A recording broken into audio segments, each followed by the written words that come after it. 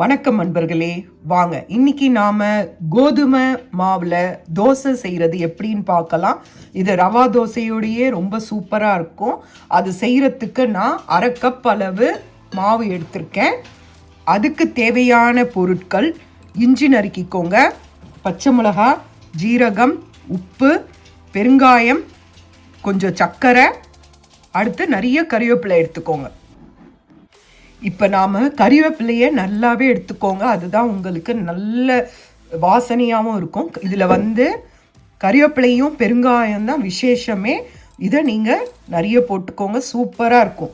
அடுத்து சர்க்கரை ஏன் சேர்க்குறோன்னா, இது கலரும் கொடுக்கும், கேரமலைஸ்டும் ஆகும். அதனால் நாம் இதை சேர்க்குறோம்.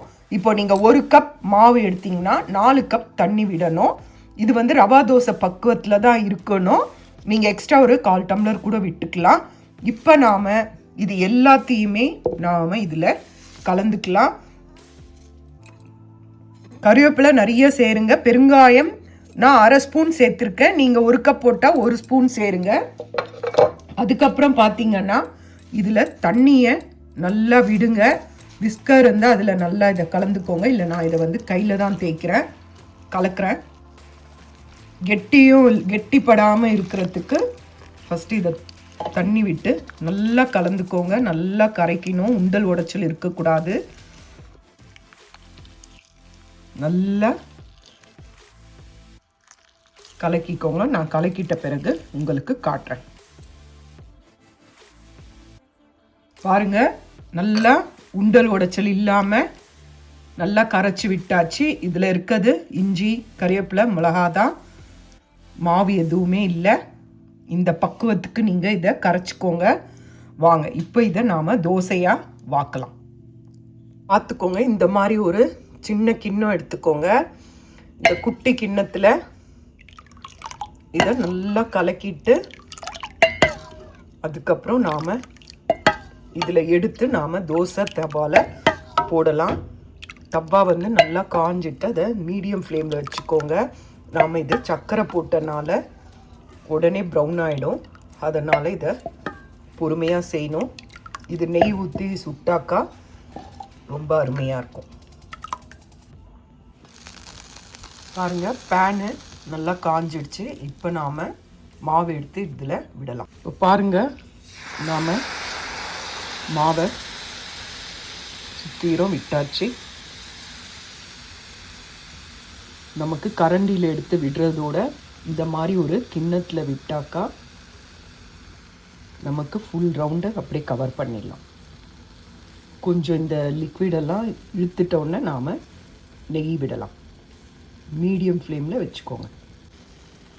பாருங்கள், சுற்றிரும் நெய் விடுங்க.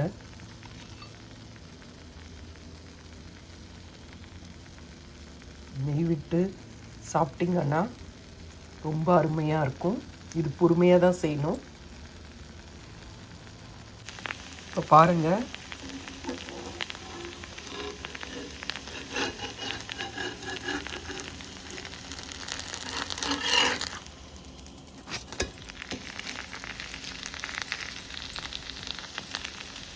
பாருங்கள், பொறுமையாக தான் செய்யணுங்க. இது சூப்பராக இருக்கும், செஞ்சு பாருங்கள். ரொம்ப அருமையாக இருக்கும், டேஸ்ட்டாக இருக்கும். இதுக்கு வெறும் அப்படியே கூட சாப்பிட்லாம். அப்படி இல்லைன்னா சட்னி, அந்த மாதிரி சாம்பார் எது வேணாலும் தொட்டு சாப்பிட்லாம்.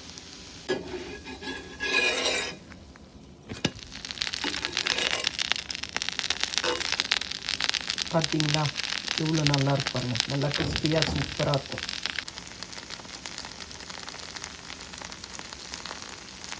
இந்த மாதிரி தான் ஊற்றணும். நெய் இல்லைன்னா எண்ணெய் விட்டுக்கோங்க. பொறுமையாக திருப்புனீங்கன்னா ரொம்ப அருமையாக வரும். செஞ்சு பாருங்கள். நல்லா மெலிசாக ரவா தோசை மாதிரி வந்திருக்கு. டேஸ்ட்டும் ரொம்ப நல்லாயிருக்கும்.